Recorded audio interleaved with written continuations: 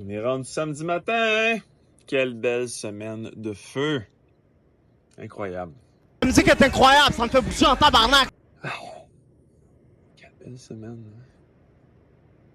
Beaucoup de gratitude envers tout ce qui se passe dans ma vie.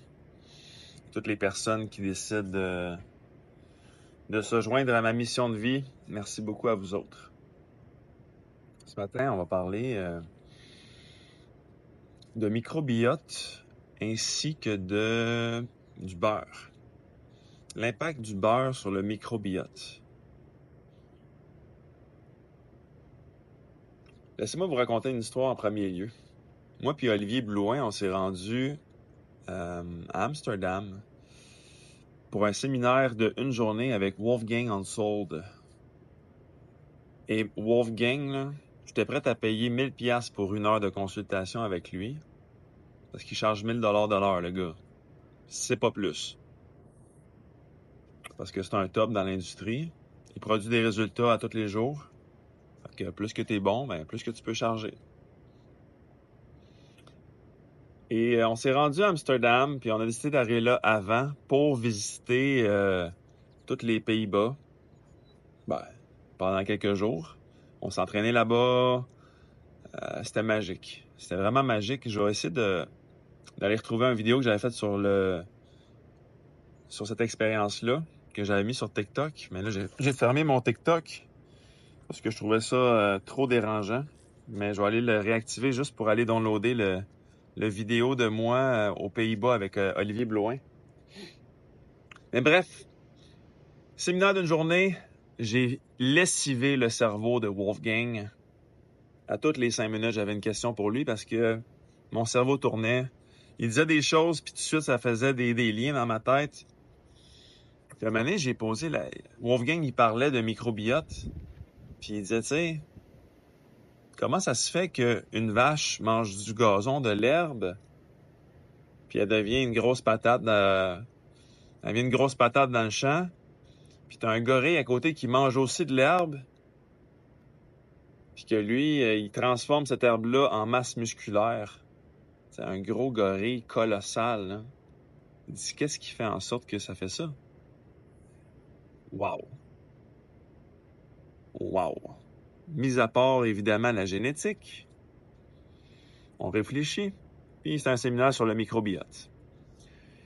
Et ça faisait beaucoup de sens pour moi que le type de bactéries, le système digestif global, ait tout un impact sur la transformation des aliments. Vraiment intéressant, vraiment, vraiment, vraiment intéressant. Et là, je me mets à réfléchir. Est-ce que ça serait pas ça la clé de la transformation d'un physique? La santé digestive, bien sûr, mais ce qui compose cet écosystème intérieur-là qui est le microbiote. Est-ce qu'il y a des ratios de bactéries dans le système digestif qui font en sorte qu'on est plus en santé, qu'on va développer une plus belle composition corporelle? Parce que quand on mange certains aliments, ça les transforme en quelque chose, ça facilite l'assimilation. Ou au contraire, ça inhibe l'assimilation peut-être de certains nutriments. Et c'est vivant, ces bactéries-là. Et là, est-ce que ça consomme nos micro-aliments, puis après ça crée des déchets dans notre système digestif qui empoisonnent notre métabolisme? Oh, ça commence à aller vite là-dedans, là. Oh, ça va vite. Et là, ça a mené à beaucoup de réflexions. Et ça a mené encore plus de questions de ma part à Wolfgang, puis à un moment donné, il devait être écœuré que j'interrompe son séminaire avec toutes mes questions, puis Olivier Blouin va pouvoir en témoigner. Et pour vrai, pendant la journée, j'ai dû poser au moins 18 questions, c'est pas plus. Puis dans la foule, il y a peut-être eu 3-4 questions des autres personnes. Ça vous donne juste à quel point je suis un curieux sur le plan intellectuel, puis à quel point je suis allumé aussi par rapport aux gens qui étaient dans la salle cette journée-là. Et donc, c'est mon premier point sur le microbiote et son impact sur notre métabolisme. Et aussi, il faut savoir que le microbiote il est responsable de 30% de la conversion des hormones thyroïdiennes dans le corps.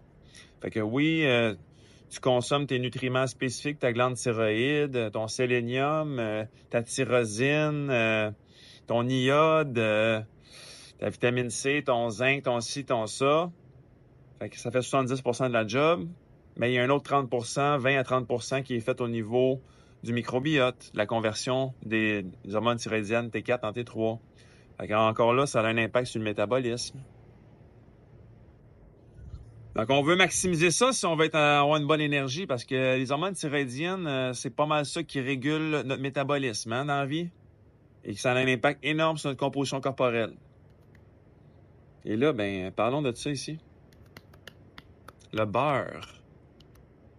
Le beurre, des lectures que je me souviens en ce moment parce que j'ai pas été relire mon article, mais je le fais avec ma mémoire phénoménale en lien avec des livres que j'ai lus.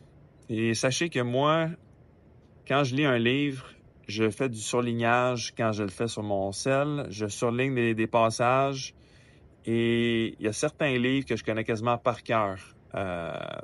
Après les avoir relus, après les avoir reconsultés pour envoyer de l'information à différents clients. Je prends des screenshots puis je leur envoie un bout d'article pour prouver mon point puis c'est pas moi qui ai inventé ça.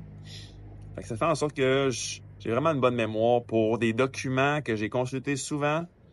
Et là, ben ça là, je l'ai consulté assez souvent. Ça vient d'un livre que je vais mettre en photo. Et ça parle que le beurre, à la base, ça s'appelait pas du beurre. Ça a été appelé du beurre à cause d'un acide qui a été découvert au niveau du système digestif qui s'appelle l'acide butyrique. Acide butyrique. Butyric acid. Butyric to butter. Donc, l'acide butyrique qui contient le beurre nourrit des très bonnes bactéries de notre système digestif. Et c'est une bonne chose, ça. Et l'auteur, dans son livre, explique que cet acide butyrique-là peut optimiser la production de GABA au niveau du cerveau, parce qu'on sait qu'il y a une autoroute de communication entre le système digestif et le cerveau. Donc, l'acide butyrique est un précurseur pour la production de GABA. Le GABA étant le seul neurotransmetteur du corps qui nous permet d'être plus zen, plus calme, plus détendu. Donc, elle appelait elle-même le beurre ou l'acide butyrique comme un Valium naturel, qui est un médicament normalement pour calmer les gens hyper stressés, hyper anxieux. Donc, est-ce que vous devriez implanter la consommation de beurre ou de ghee, le ghee est un beurre qui ne contient plus de lactose. Donc, c'est encore une très bonne option. C'est une excellente option. Ça goûte un peu plus fort que le beurre. Mais j'achète souvent du ghee ou du beurre, puis j'alterne les deux pour aller chercher les bienfaits des deux produits. Et sachez que quand vous consommez du beurre, ça contient, oui, du gras. Et le gras, on en a besoin pour ça ici, toutes nos membranes cellulaires et compagnie. On a besoin, et ça contient un paquet de vitamines liposolubles, vitamine A, vitamine D, vitamine K, peut-être un petit peu de vitamine E, je suis pas sûr. Mais bref, c'est des nutriments qui sont essentiels à une bonne santé. Donc, consommez un peu de beurre pour nourrir les bonnes bactéries de votre système digestif, pour être plus calme, plus zen, selon l'auteur que je vais mettre en lien.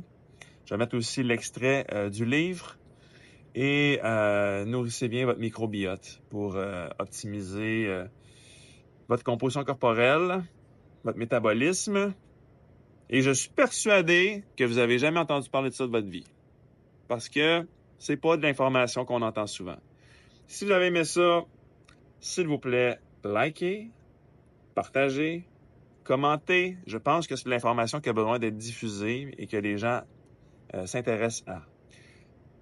Et là, je termine mon vidéo en mettant la vidéo que j'avais créée de moi et Olivier qui a été à Amsterdam pour aller faire notre formation auprès de Wolfgang.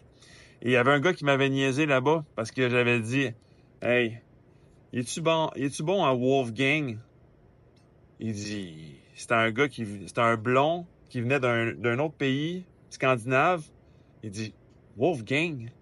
Vous, les Américains, là, vous dites Wolfgang. Il dit c'est pas Wolfgang, c'est Wolfgang. Wolfgang. Wolfgang. Et pas Wolfgang. Asti qu'on avait ri.